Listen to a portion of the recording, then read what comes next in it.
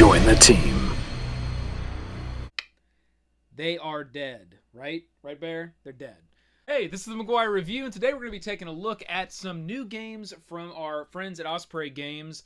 Today we're going to be taking a look at The Lost Expedition, and we are going to be doing a video on Zoo Ball here, which is a really fun Dex game. This one is super simple. It's probably one of the simplest Dex games I've seen in a board game form like this. They did keep it really clean, really simple, but it's a lot of fun, and we're going to do a video on that coming up here real soon. But I did want to kind of cue that up so you guys know that is coming because it's going to be a fun one. All right, so The Lost Expedition, I really like this game. It's 1 to 5 players, so you can solo this one. It's definitely a solo experience, 30 to 50 minutes and 14 plus. Now, if we get into this box, the first thing I like to kind of call out with the Osprey Games is they do a really good job with their packaging. They've got this really cool sort of book open sort of design in most of their game boxes that we've seen over the course of the last couple years.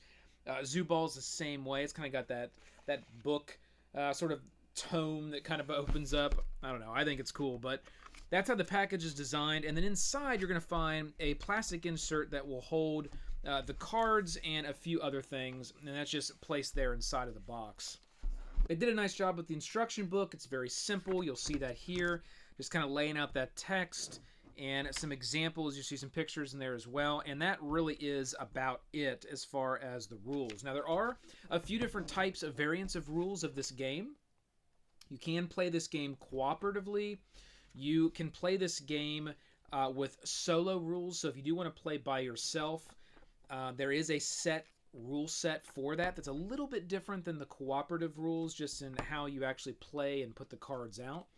And then there is also a head-to-head rule set, which is really cool because, you know, I think the way that this game is kind of naturally designed, it's really a cooperative game, and you'll see that once we kind of put it out here and we'll look at what gameplay kind of looks like. But I like the fact that they went as far as making a rule set that allows you to do head-to-head play, and I think it actually works really well, and it's a lot of fun. There's a couple reference player cards they do include that are double-sided. They each have the same thing on either side. One side shows you the resources that you can either gain or spend over the course of the game, and what you'll see there on the top is really the food, ammunition, and health, and I'll look at this one as I'm reading this one. And those are the things that you're going to be able to acquire. There's 3 different types of, we'll say, resources in this game, and that is food, ammunition, and health. And on the bottom there, you're going to see the expertise, and there's jungle, navigation, and camping. So the various characters in the game each have an expertise that you will be able to use in the game to kind of move yourself along this path that you're on towards the lost city of El Dorado. So that's what makes this game really cool. It is based on, or the Lost City of Z as they call it. It is based on real historical events, and that's what makes this one fun. A lot of the Osprey games you will find do have kind of that theme in some of their games where they're based on real historical events, and I think that makes that fun. So you've got 1, 2, 3, 4, 5, 6 characters in the game that you can choose from. And there are 2 in each one of the skills. So remember, we had our various expertises here, our jungle, navigation, and camping. You'll see that denoted right here on the character cards. They'll just have a symbol. And that little leaf there is for jungle. So our character here has skills in the jungle. And our character here, Mr. Teddy, and you'll also find in the instruction book that, and I won't spoil it, but each one of these characters is based on a real-life historical character as well. Teddy's based on Theodore Roosevelt.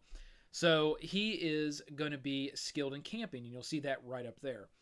And then we have one here that is skilled in navigation. You'll see that right here. So there'll be 2 for each type of skill. So here's our 2 for navigation, here's our 2 for camping, and here's our 2 for jungle.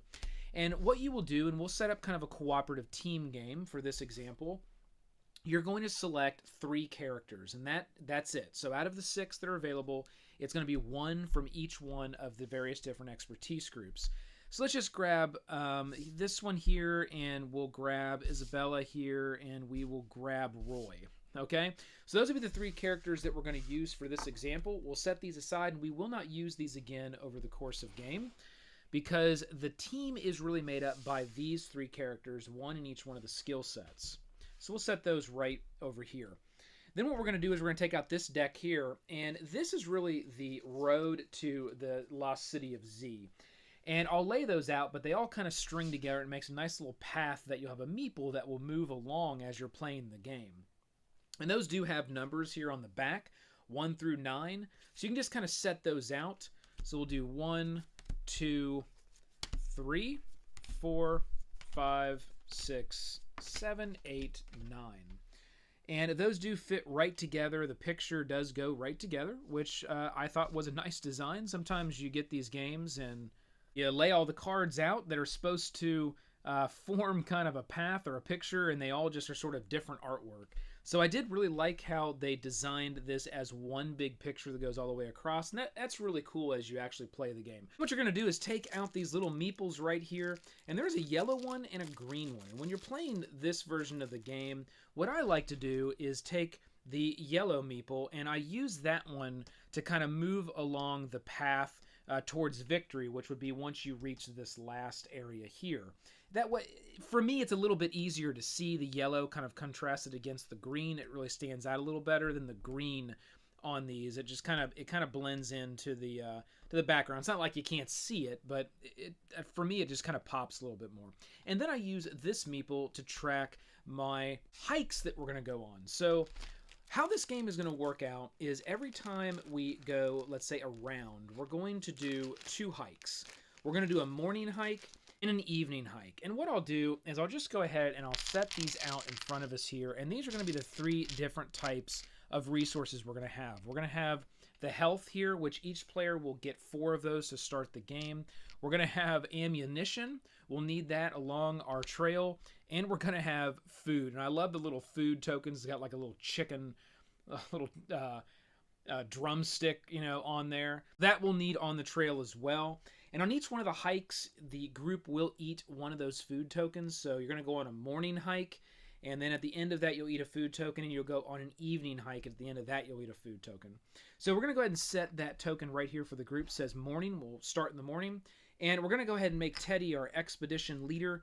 And that's the individual that's going to be sort of the active player at the time. And the last thing we're going to do is reach in here, and everything that's left in the game from a component perspective are going to be the exploration cards here. So you'll want to shuffle those up. I do kind of have them shuffled already, but you'll shuffle those up. And in a cooperative game like this, what you'll do is you'll deal 4 cards to each player. Because we have 3 characters here, that doesn't mean that we have 3 players playing. We can have 2 players playing, we're still going to have 3 characters. Anytime you do a cooperative game like this, the team will be made up of 3 different characters that are skilled in each one of those expertise we looked at earlier. Let's say we had a 3-player game. If we did, each player would get 4 cards. So the first player would get 1, 2, 3, 4. We'll go here with our second player, 1, 2, 3, 4. And our third player, 1, 2, 3, 4. And then the rest of these cards are going to be put right up front, and we will utilize them over the course round to round. You'll draw your 4 cards back. So you may guess there's 2 phases within each round, a morning hike and an evening hike. So for that morning hike, each player is going to play 2 cards. So it's going to go around the table twice. And then for the evening hike, each player will do the same thing, play the remaining 2 cards that they have. Now, there is something a little bit different around how the cards are played with each one of those phases. For the morning phase, you're going to play the cards, and then you're going to rearrange the cards based on the numerical value at the bottom of the card. So let's kind of dissect this card here. Each card is going to show a card artwork. There's going to be an animal on the card, and there's going to be a name that at the bottom there will tell you kind of what that card is about, and there's going to be a number. And that number is going to be important for the morning phase, because in the morning phase, after you get all those cards played out, you're then going to rearrange those in numerical value, starting from lowest and going to highest. For the evening phase, they're just going to stay in the order that they were played. So a card will go out, and then every card played after that will be played to the right of that card. So that numerical value only has precedence in the morning hike that we're going to go on. And then what you'll see is various different types of boxes on the card at the top here that will have different colors. If the boxes are yellow like this, you do need to perform all the boxes that are yellow. If the boxes are red, like that are below it, you only need to do 1 of those boxes. So this card has 1, 2, 3 different red boxes or areas there, you only have to pick one of those. And those symbols there correspond right to our sheet. Then there'll be another box that will be blue on some cards, and those are optional. You don't have to do that box if you don't want to. So if we look at our sheet here, it will list out each one of these symbols either on the resource sheet here or on kind of actions that you would take sheet that's here. So if we were to look at this one and break it down, it does show in the yellow box. These two symbols are in kind of filled in kind of a black color. If it's filled in like that, it means you gain it. If it's empty, much like this little chicken drumstick right here, that would mean that you actually lose that item. So on this first one, the yellow here says, you know what? We gain a navigation skill and we have to discard the card that's next in line. And that'll tell us again right here, these symbols are all on these cards. It's very easy. Just reference this, and after a couple rounds, you've memorized them all. There isn't that many that you have to actually remember. Then what we would do is we would select one of these red boxes, which red usually is going to be bad. So for instance, this one, the team would just lose one food. For this one, we would have to have someone lose a health that is skilled in the jungle skill, which we do here have a person that has that. Or if we had acquired a card that had the jungle skill filled into it, just like we have acquired this one that has the navigation, then we could cash that in instead of actually using a health from someone who is skilled in that. And then we would gain 2 food. On this one, we'd lose a bullet, gain 2 food. So as a group, we'll be having those conversations and trying to make those calls of what's most advantageous for us to do card to card as we go over our hike to stay alive. Because to win the game, you have to be able to move all the way to this card and have at least one of your members alive. Now, to move, you only can move, you might think, well, you just have to stay alive maybe 9 rounds to move all the way down to the 9th card. No, you can only move when you run into a card that actually has a symbol on it. And let's see if any of these here do. It's got like a little guy walking with a walking stick. And here's one right here as an example. And it's actually a blue box. So this one would be something of example where we would say, there's 2 blue boxes on this card. Those are optional. You don't have to do them. But this one does have that little symbol of the guy kind of walking with the walking stick. So if we chose to do that, we would have to cash in a navigation skill either by taking health away from one of our navigation characters or having a card that's got that navigation skill filled in on it. And then we could take our meeple and move 1 spot. So it does get difficult over the course of game to be able to get your meeple to move all the way across the board without dying. That's one thing that I'll say about this game. It is very difficult. It definitely is one of these games that every single card, every single move that you make as you're going on your hike, and we'll look at that here in a second, you really have to think through what is the best option. Do we lose health and gain food? Do we lose bullets and food and retain our health? Do we ever get to the point where we just kill one of our members because it will allow us to advance? There's all kinds of decisions that you'll make over the course of this game, and that's why I really like this game so much, is it is very difficult. I don't want to put this game or give the impression that this game is one of these where it's just a path game, you play a card, you move. It's not that way at all. It is a very strategic game, and we've played this game to the point of feeling, you know what, we could not have made better decisions and we still lost. And that will happen sometimes just from the luck of, the draw. You may just draw cards that just dwindle your characters off to death before you're able to make it to the end of the city. So, for me, when you get that win, it makes it that much more satisfying because it is a very difficult game. And I actually really like that about this game.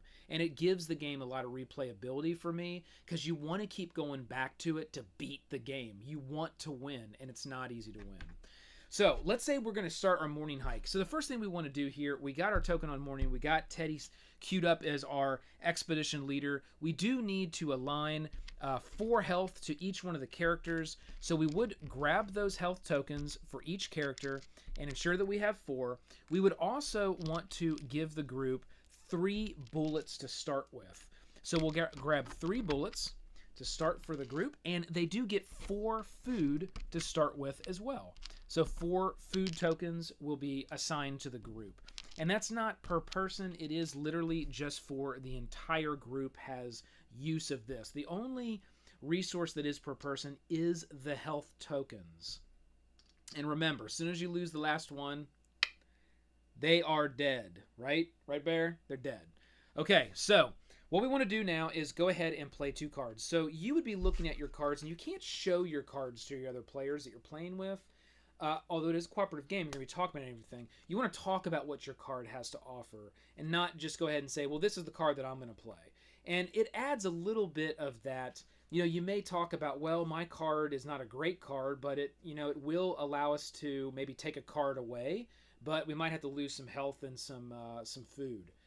Okay, that's good. We can go ahead and do that. We might have bulked up food, or we might have a bunch of health, and it might be further down in the game. But we want to be able to take a card off at the end of the hike, make the hike a little shorter. But you would never just say, "Up, here we go. I got leeches." You wouldn't do that. So let's just go ahead for this example, and we're just going to go ahead and just pull the top card off and play for each one of these players. And now it would go around the table one more time because you're going to go 2 cards for each player. And those are all the cards that are going to be on our morning hike. Now, remember, for our morning hike, we do have to arrange these in numerical order, lowest to highest. So let's grab our 3. That's going to go first, then our 5. We're then going to go 29. We are then going to go 37, 41, and 52. So that is now the morning hike, which looks to be not that fun of a hike. Looks like we could run into some trouble here. So what I like to do is use the green meeple to kind of track along that hike as we take that. So we'll go ahead and set the green one there. Now at this point we're going to start having conversations amongst ourselves on what we want to do. So let's look at this first card. We have 3 red boxes, so we have to choose one. We either lose a food, okay? Remember, you're going to lose a food at the end of each one of these hikes, so just keep that in mind. We can go ahead and kill this card. Well, this card allows us to move, so that might not be one we want to kill.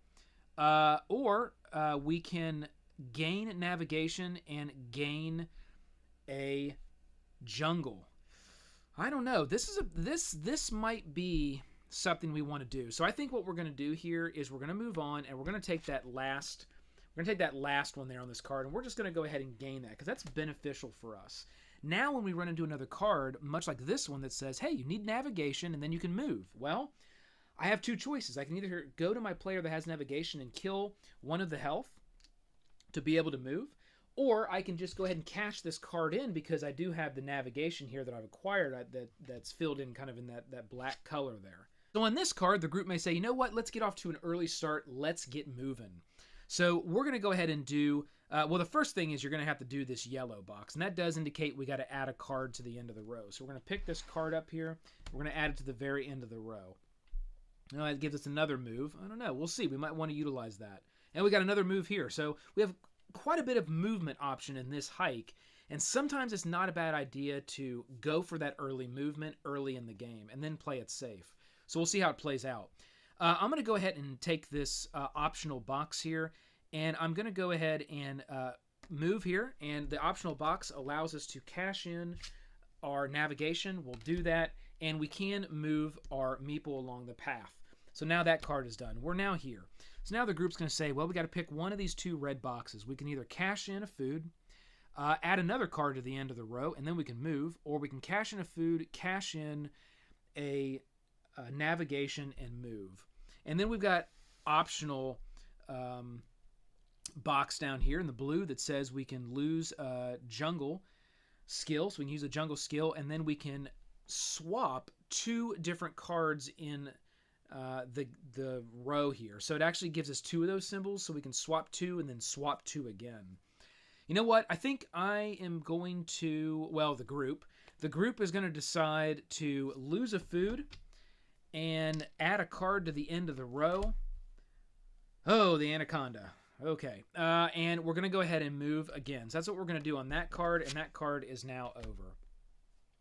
Now on this card, we have to go ahead and add another card to the end of the row. So this hike is now just continuing to go on. which may be a bad thing for us. And then we can lose a health to gain 2 food. Oh, we're down to 3. Oh, let's not do it. Let's not. 2 food, though. Right. Okay, Teddy. Teddy's going to... Well, let's look and see what we got later on. We're going to need camping skill there.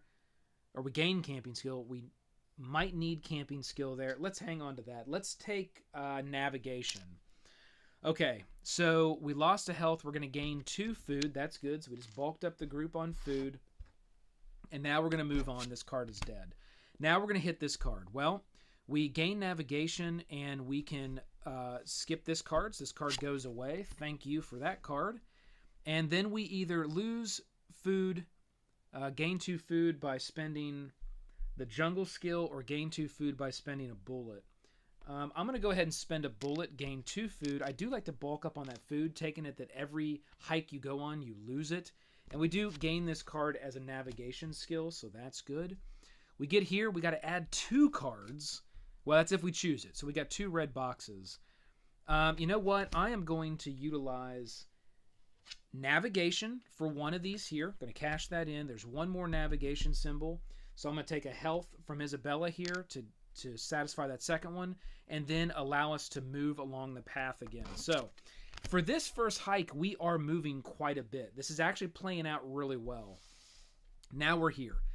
Let's see. Lose 2 health, lose a bullet, gain a food, or lose a bullet, gain a navigation. I'm going to lose a bullet and gain a navigation because it's always good to have those extra expertise as we go through the game. Now, this card allows us, it has a yellow, says a swap. Well, there's nothing else to swap. We're at the end of our hike here for the morning. It's been a decent hike. We can either use camping skill, lose a health, or lose a bullet. I don't want to lose that last bullet, so I'm going to cash in a health from Teddy to satisfy that camping skill, and we have completed our morning hike. Now that's complete, we will cash in 1 food from the group for doing that morning hike, and then we will flip it over to the evening. Now, for the evening, you're just going to play the cards as they lay. We're not going to rearrange them. So first player would play a card, second player would play a card, third player, and then we would go right again through each one of the players. So all those cards are now out. And again, you're not just blind drawing. You would have those cards in your hand. You'd be talking about what's in your hand with other players and trying to get these in a way that made the most sense for the hike. And that's another aspect of this game that I love, is you have to have rich conversation as you're playing these cards. If you don't, if you just hold the cards and say, this is the one I think I want to play, because it's, it's whatever you think for the current situation, it's not going to play out. You have to have that rich conversation with the rest of the members playing the game to really optimize what comes out when and what order it comes out specifically for the night hike. Because you can kind of control that order. It's not going to move around. Morning's a little bit more chaotic. You may talk about what's coming out, but it doesn't mean you're not going to know the order of the card. That's one thing you shouldn't be discussing, like, oh, I have a low number or high number. You really shouldn't be discussing that. So it's a little bit more chaos in the morning. Oh, I love this card here, the Poisonous Frog. That's a great card. Look at the artwork on that. Very cool. So I do like the kind of the cartoony style artwork as well. And you're going to go through the night track. I'm not going to play that out, but you're going to go through the evening hike just like you did with the morning, outside of not moving the cards around. And then once you're done, you would cash in another food. So at a high level, we do have the opportunity to move one more time in this hike. So you'll see in that morning hike, we had the opportunity to move up to 3 times. In this hike, we only have the opportunity to move once. And when we go on to the next round, which is all that's going to happen, is you're going to move that expedition leader token to the next player. You're going to flip it back over, get ready for the morning, and you're going to draw 4 more cards for each player, thus to go through that morning and that evening hike again. And that is the Lost Expedition. That's the game. It's that simple. It is a very, very simple game to teach, very simple game to play. I do like to talk through it quite a bit in a review like this, but you can be up and playing probably within about 5 minutes, getting it all out and starting to play. Very, very simple, but again, I do really like this title, and this is a fairly popular title. I think it was on, I believe I saw it on the BoardGameGeek.com hot list not too long ago, and it definitely deserves a spot there. Look for this game. It is already out on the market. Pick up a copy if you come across it. It does come at a low price point. And again, it is fun. Remember, you really got to get strategic. You got to have that open conversation with the people that you're playing with. And the win is just so satisfying when you get all the way to the city for the win, because it will be a tough road to get there. And more than likely, you will only have probably one player alive once you get there. The one time that I won the game, that's how it was. And it was Teddy. He was the only guy alive. And he literally got there right when he was about ready to die. So, great game. Super fun. Highly recommend it. Be looking for Zoo Ball. That one's going to come up here really soon. I'm probably going to shoot that right after this video. So there will be a quick release after this of Zoo Ball. And that one's going to be a lot of fun too. So hit that like. Click the subscribe below to join the team. Ring the bell. This has been the McGuire Review. And we'll see you next time. Expedition on!